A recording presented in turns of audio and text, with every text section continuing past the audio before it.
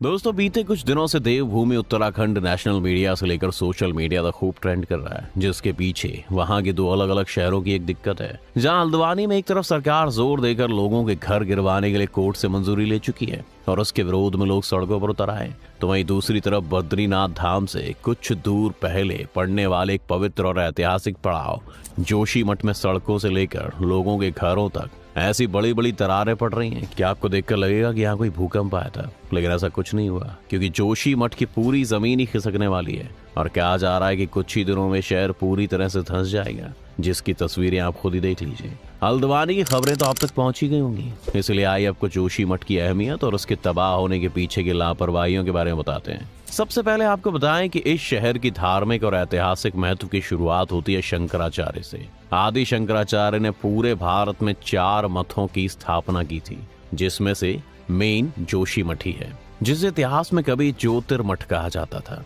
हिमालय की बेशुमार खूबसूरती को अपने अंदर समाये हुए ये शहर आपको सफेद बंजर हिमालय की सफेद खूबसूरती से भी रूबरू करवाता है, जहाँ तक जाने के लिए आपको ऋषिकेश से अपनी यात्रा शुरू करनी होती है और आप गंगा नदी के 2 अलग अलग धाराओं भागीरथी और अलकनंदा को अलग अलग पाते हुए 6150 फीट की ऊंचाई पर पहुंचते हुए जोशीमठ पहुंच जाते हैं। लेकिन इन सब बातों से जरूरी बात यह है कि हिंदुओं के सबसे पवित्र तीर्थ धाम बद्रीनाथ के दर्शन के लिए आपको इस शहर से होकर जाना पड़ता है। आप में से जो लोग बद्रीनाथ जा चुके हैं उन्हें शायद इस शहर के बारे में ज्यादा अच्छे से पता होगा कि शहर इस तीर्थ यात्रा के लिए कितनी इंपॉर्टेंस रखता है। बद्रीनाथ के अलावा सिखों के 10वें और सबसे फेमस गुरु गोबिंद सिंह जी के नाम पर हेमकुंड साहिब के दर्शन के लिए भी शहर से होकर जाना पड़ता है। यानी कि अगर ये शहर धनास जाता है तो आप खुद सोचिए कि 2 सबसे बड़े तीर्थ स्थल के लिए जाने वाले रास्ते का क्या होगा।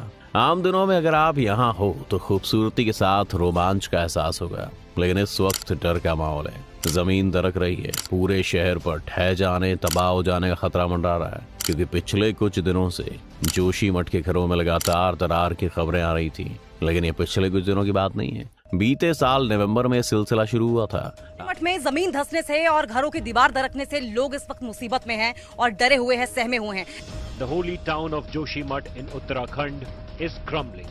आज नेशनल लेवल पर इसकी चर्चा तब होने लगी जब इस शहर के मेन रोड में बड़ी दरार आ गई। इसी के बाद से लोगों को घरों के ढह जाने का खतरा लगने लगा, जिसका विरोध करने के लिए लोकल लोग सड़क पर मशाल जुलूस के जरिए विरोध करने लग गए। जोशीमठ के मारवाड़ी वार्ड में 6 जनवरी 2023 को जमीन फाड़ कर अचानक से पानी निकलने लगा। वहां जेपी कंपनी के 35 बिल्डिंग्स को तुरंत खाली कराया गया, क्योंकि वहां पानी का जल स्तर दोगुना हो गया है। यानी कई लोगों ने अपना घर छोड़कर सेफ जगह और रिश्तेदारों का पलायन करना शुरू कर दिया। इसके अलावा वहां के एडमिनिस्ट्रेशन ने भी कॉशन के तौर पर 93 घरों के लोगों को दूसरी जगह शिफ्ट कर दिया है। अगर आंकड़ों की माने तो अब तक इलाके में 561 मकानों में दरारें आ चुकी है। यानी कि ये घर अब कभी भी ढह सकते हैं, जिन्हें बचाने के लिए लोग नीचे से लकड़ी के पिलर्स लगाकर अपने घरों को गिरने से किसी तरह बचा रहे हैं। ऐसा कहा जा रहा है कि जगह इतनी खतरनाक हो चुकी है कि रिएक्टर स्केल 2 जैसा मामूली भूकंप भी इस इलाके को धरती के गर्भ में धकेल देगा और सब खत्म हो जाएगा। अब अगर इस इलाके के इतिहास और कुछ कहानियों पर गौर करें तो आपको जानकर हैरानी होगी कि शहर के धंसने की भविष्यवाणी सदियों पहले कर दी गई थी। दरअसल ये इलाका उत्तराखंड चमोली जिले में आता है, जिसका इतिहास आज से नहीं बल्कि 7वीं सदी से माना जाता है। 7वीं से 11वीं सदी के बीच ये इलाका कत्यूरी वंश के तहत आता था। एक समय पर उन्होंने यहाँ अपनी राजधानी भी बनवाई। इसके अलावा आपको बताएं कि जोशीमठ में भगवान विष्णु का एक मंदिर है। सर्दियों में जब बद्रीनाथ के कपाट बंद हो जाते हैं तब भगवान बद्री की पूजा इसी मंदिर में होती है। लेकिन रोचक बात यह है कि लोकल फोक टेल के अनुसार जोशीमठ के नरसिंह मंदिर में बनी भगवान नरसिंह की मूर्ति का बायां हाथ लगातार खत्म होता जाएगा और जब ये गिर जाएगा तो नर और नारायण नाम के 2 पर्वत आपस में मिल जाएंगे। इस तरह बद्रीनाथ का रास्ता हमेशा के लिए बंद हो जाएगा और भगवान बद्रीनाथ अपनी जगह से हमेशा के लिए गायब हो जाएंगे, जिसके बाद उनकी पूजा भविष्य बद्री में हुआ करेगी, जो इसी जोशीमठ से 21 किलोमीटर दूर मौजूद है। एक तरफ धार्मिक भविष्यवाणी है तो दूसरी तरफ वैज्ञानिक कारण भी बताए जा रहे हैं। इन कारणों को आज अकल में नहीं खोजा गया है, बल्कि जोशीमठ पर आए इस खतरे को लेकर साल 1976 में भी भविष्यवाणी कर दी गई थी।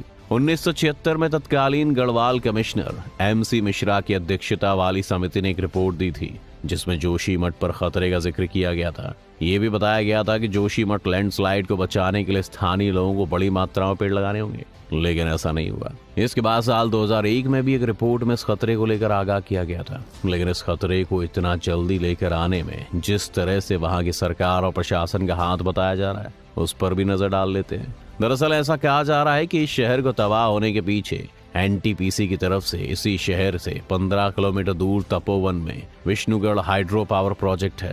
खैर ये पहली बार नहीं है जब ये प्रोजेक्ट किसी तबाही का कारण बनने वाला है, बल्कि शायद आपको याद हो तो फरवरी 2021 में ग्लेशियर टूटने की वजह से चमौली में मौजूद NTPC के प्लांट में तबाही हुई थी। दर्जनों लोगों की जान गई। स्थानीय लोग कहते हैं कि उसी NTPC के under construction Vishnugarh hydro power project इसका जिम्मेदार है। जोशीमठ की पहाड़ी के नीचे से सुरंग निकाली जा रही है और तो और जोशीमठ में अंडरग्राउंड टनल के निर्माण को लेकर विस्फोट किए गए थे, जिसकी वजह से हालत खराब हो रही है। इसके अलावा हेलांग विष्णुप्रयाग बाईपास की खुदाई को भी समस्या का कारण माना जा रहा है। दरअसल जब इस शहर पर पहले रिसर्च की गई थी तो इसके बनने के बारे में काफी रोचक और डराने वाली जानकारी मिली थी कि जोशीमठ बहुत पहले से ही लैंडस्लाइड क्षेत्र में मौजूद है और ये शहर पहाड़ के टूटे टुकड़ों और मिट्टी को अनस्टेबल ढेर पर बसा है, जिसकी वजह से नींव कमजोर है, जो कि आम किसी पहाड़ी शहर से ज्यादा कमजोर है। इसी कारण से ऐसा कहा जा रहा है कि उत्तराखंड के ज्यादातर गांव 1900 से 2500 मीटर की ऊंचाई पर बसे हुए हैं। ये गांव इंडियन और तिब्बतन प्लेट के बीच में मौजूद उन क्षेत्रों में भी हैं जो मेन सेंट्रल थ्रस्ट यानी कि हिमालय के बेहद कमजोर इलाकों में मौजूद हैं। यहाँ छोटे छोटे भूकंप और पानी से भू कटाव को भी इस खतरे की वजह माना जा रहा है। और तो और यहाँ पर नदियों का बहाव बहुत ज्यादा होने की वजह से और नीम कमजोर होने की वजह से इसमें अलकनंदा और धौली गंगा दोनों ही नदियां जोशीमठ शहर के नीचे की मिट्टी का कटान कर रही हैं। हालांकि कुछ लोग कहते हैं कि शहर में ड्रेनेज सिस्टम ना होने की वजह से समस्या ज्यादा हो रही है। यहाँ पर्यटकों की संख्या लगातार बढ़ रही है और अनप्लान डेवलपमेंट भी प्रॉब्लम की वजह है। अब ये सरकार की गलती इसलिए भी है क्योंकि उसे 70 के दशक में ही पता चल गया था कि शहर कितना कमजोर है। उसके बावजूद यहाँ पर निर्माण कार्य पर रोक नहीं लगाई। जोशीमठ में हैवी बिल्डिंग कंस्ट्रक्शन की शुरुआत साल 1962 से हुई। 1962 में चीन के साथ युद्ध के बाद इलाके में तेजी के साथ सड़क मार्ग का विकास हुआ। सेना के कैंप बनने के अलावा हेलीपैड बने। शहर के बढ़ते महत्व को देखते हुए यहाँ बसावट बढ़ती चली गई और जब लोग बसे तो कई होटल खुले, जिससे वहां के लोगों ने धंधा शुरू किया। कारोबार को बढ़ाने के साथ साथ इसे देश भर के लोगों का पसंदीदा शहर बना दिया गया। यहाँ कई होटल्स हैं जो 5 से 7 मंजिला तक बनाए गए हैं। अब सब कुछ खतरे में। इस कमाई का एक हिस्सा जमींदोज होने को तैयार है और सबसे दुखद बात ये है कि वैज्ञानिक ये मानते हैं कि अब इन दरारों को भर पाना लगभग असंभव है। एक पूरा शहर तबाह हो जाने की दिशा में बढ़ चुका है। ऐसे में अब कहा जा रहा है कि अब शासन और प्रशासन का ध्यान सिर्फ वहां रहने वाले लोगों को बचाने पर होना चाहिए। इसलिए बिगड़ते हालात को ध्यान में रखते हुए जोशीमठ शहर में NTPC के Tapovan Vishnugarh hydro power plant पर काम रोक दिया गया है। इसके साथ ही हेलांग बाईपास रोड के काम पर भी रोक लगा दी गई है। साथ ही एशिया के सबसे लंबे रोपवे ऑली रोपवे के परिचालन को भी रोक दिया गया है। लेकिन ये बात काफी दुखद है कि करीब 50 साल से जिस बात की भविष्यवाणी कर दी गई थी और समय समय पर जिसके लिए सरकारों को चेताया जा रहा था, उसे लेकर भी सरकार तब एक्शन में आई है जब वहां पर अब बचाने को कुछ बचा ही नहीं है। पर अब से भी अगर सरकार सचेत होती है और बाकी किसी भी शहर के साथ ऐसा ना होने देने का संकल्प लेती है, तभी हमारे पहाड़ों की खूबसूरत संपदा बची रह पाएगी। आपकी इस मामले में क्या राय है, हमें कमेंट करके जरूर बताएं। साथ ही इस वीडियो को लाइक और शेयर करना बिल्कुल ना भूलें।